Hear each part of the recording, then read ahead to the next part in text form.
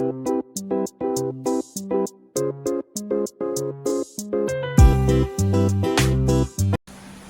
Kitchen मध्ये नमस्ते. मी बनवते अशी चटपटी भाजी. घरामध्ये भाजी नसली आणि सुचत नसलं तर अशी चटपटी भाजी बनवायची. इथे आहे ना कांदा घेतलेला आहे, 2 ते 3 कांदा कट करून घेतलेले छान असतात.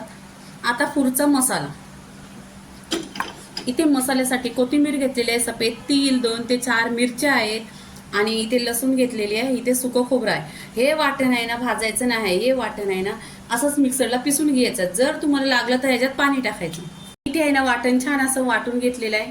इथे गॅसवर कढई ठेवलेली आहे, त्याच्यामध्ये 1 चमचा तेल टाकलेलं आहे. तेल छान असं गरम झालं पाहिजे. इथे 2 ते 3 कांदे चिरलेले आहे, ते टाकायचं. छान असा कांद्याचा कलर असा सोनेरी कलर झाला पाहिजे.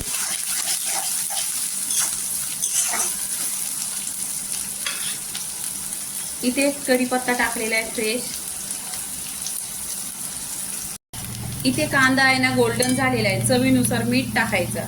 मीठ टाकल्याने छान असं परतून घ्यायचं. इथे वाटण वाटलेलं आहे तो टाकून घ्यायचं.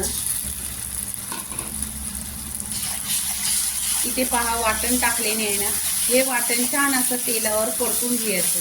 पहिल्यांदा वाटण आहे ना हे कच्चं पण आहे, पूर्णपणे तो तेलामध्ये परतून घ्यायचं. म्हणजे याला आहे ना टेस्ट खूप छान येतो. आणि ही चटपटी भाजी आहे ना तुम्ही नक्की एकदा बनवा. भाजी नसल्यावर एवढा टेस्ट खूप छान आहे याचा. बनवायला एकदम सोपी आहे आणि टेस्टी आहे. इथे तेलावर परतले मी 2 मिनिटं. इथे आहे ना काश्मीरी लाल मिरची पावडर 2 चमचा आणि हळदी पावडर आणि हिरव्या मिरच्या इथं 2 ते 4 टाकलेल्या आहे. आता आहे ना छान असं तेलावर परतून घ्यायचं.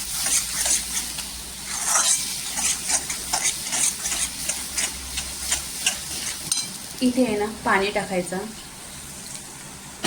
ह्याच्यामध्ये पाणी कमीच टाकायचं आहे.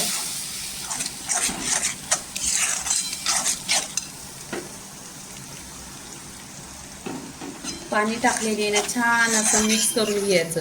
पहिल्यांदा वाटणे घट्ट होतं, नंतर मग सैल होतं आणि छान अशी तरी पण येते आणि टेस्ट पण खूप छान येते. इथे पहा छान असा तेल सुटलेला आहे. तर इथे आहे ना मी 2 ते 3 टोमॅटो घेतलेले आहेत, कट केलेले आहेत. ते आहे ना ह्याच्यामध्ये आहे ना खाली हे 2 मिनिटासाठी आपण टाकायचं, पण जास्त आहे ना त्यांना हलवायचं नाही. आता इथे ढाकण लावायचं. पूर्णपणे 1 मिनिट झालेला आहे